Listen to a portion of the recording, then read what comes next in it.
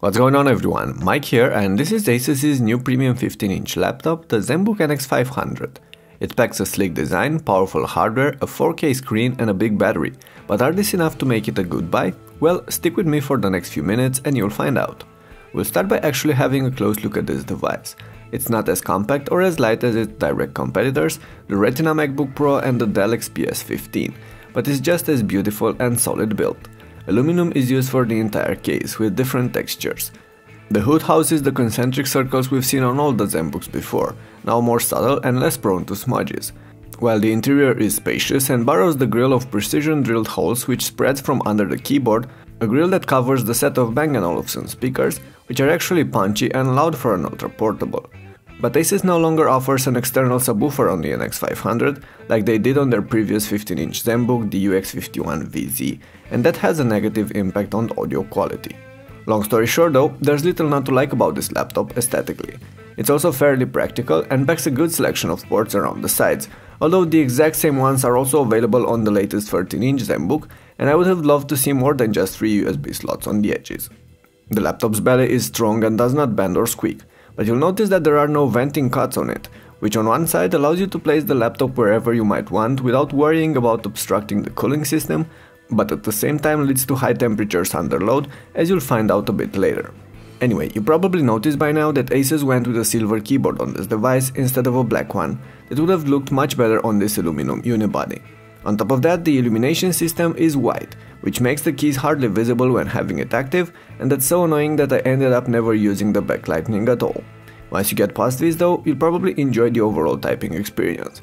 The keys are properly sized and spaced and they provide a good feedback, although I would have preferred if they were firmer and had a less plasticky feeling. The trackpad is better actually.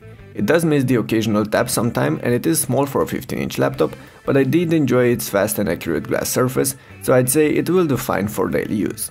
The screen is one of the NX500's big selling points with a 4K IXO IPS panel. Asus ships the laptop with the interfaces scaled up to 200%, as everything looks minuscule at normal scale. That means that the NX500 offers the same canvas as a 1080p 15-incher, but with much sharper details, which you'll appreciate when dealing with text and browsing. The display is also very good when it comes to painting accurate colors and has decent contrast and brightness, although not exactly as advertised as the NX500's launch event. On top of that, the screen does work better when the laptop is plugged in than it does on battery, as you'll find out from the written review. Performance-wise, this Zenbook is definitely not a slacker. There's an Intel Core i7 HQ processor motorizing it with 16GB of RAM, a 512GB fast SSD, and Nvidia GT 850M graphics. This allows the laptop to pretty much fly in all the basic everyday activities with very little effort on the hardware. But the NX500 can also handle more serious tasks like editing photos and movies, playing all sorts of high-resolution video content and games. Nvidia's 850 chip is not powerful enough to allow a proper gaming experience at 4K resolutions, but most titles will run smoothly on 1080p with details set to high.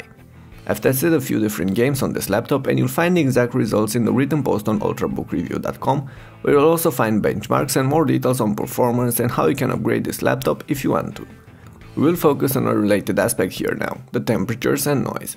With light tasks, the NX500 runs cool and mostly quiet, although there's a high-pitched whine coming from the fans which I found annoying in a quiet environment. Under load, the laptop does get noisier, but the speakers can definitely cover that up. At the same time, it gets hotter.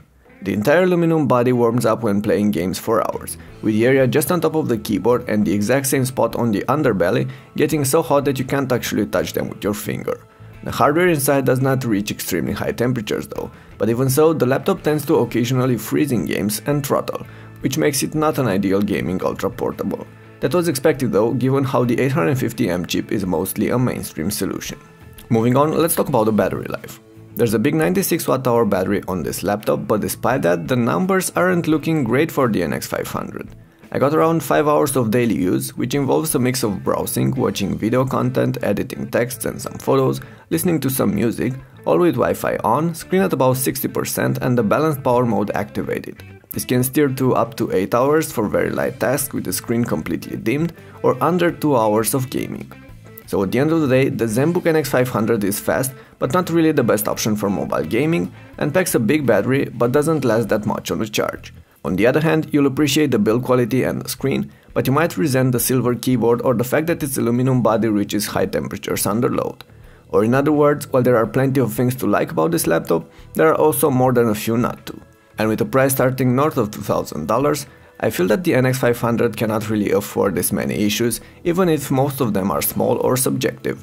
Of course, keep in mind that we did test the pre-production model here, and some of its issues might be addressed on the final retail units. The article on ultrabookreview.com will keep you on track with the changes and updates, so make sure to check it out.